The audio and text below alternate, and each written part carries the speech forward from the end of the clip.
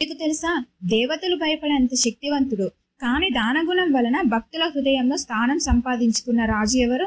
విష్ణువు స్వయంగా వామనావతారంలో పరీక్షించిన మహారాజే బలిచక్రవర్తి. బలిచక్రవర్తి ప్రహ్లాదుని మనవడు, చాలా శక్తివంతుడు. అతని పాలనలో ప్రజలు సంతోషంగా ఉన్నారు.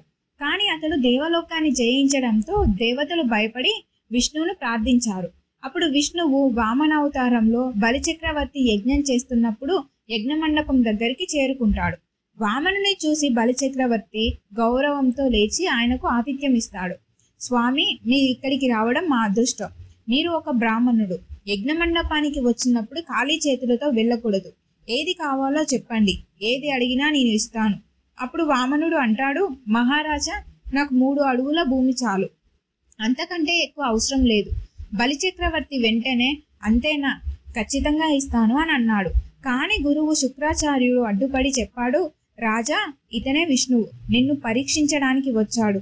3 అడుగుల భూమి అంటే నీ రాజ్యమంతా పోతుంది. కానీ బలి ధైర్యంగా అన్నాడు, గురూజీ, దానం ఇచ్చిన మాట వెనక్కి తీసుకోవడం నా ధర్మం కాదు. వామనుడికి నేను ఇచ్చిన మాట నిలబెట్టుకుంటాను అని. అప్పుడే వామనుడు మహాకాలుడై విశ్వరూపం ధరించాడు. 1 అడుగుతో భూమి, 2వ అడుగుతో ఆకాశం కొలిచేశాడు. ఇంకా 3వ అడుగు కోసం అడిగినప్పుడు బలిచక్రవర్తి తల వంచి చెప్పాడు, ప్రభు, నా తల మీదే 3వ అడుగు వేయండి అని.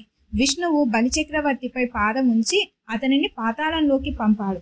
కానీ బలిచక్రవర్తి నిజాయితీని చూసి వరం ఇచ్చాడు, ప్రతి సంవత్సరం భూలోకానికి వచ్చి నీ ప్రజలను కలవచ్చు అని. అప్పటి నుండి కేరళలో జరుపుకునే పండుగే ఓనం. బలిచక్రవర్తి నిజాయితీ దానగుణం వల్లనే ఆయనను ఇప్పటికీ ప్రజలు గుర్తుంచుకుంటున్నారు.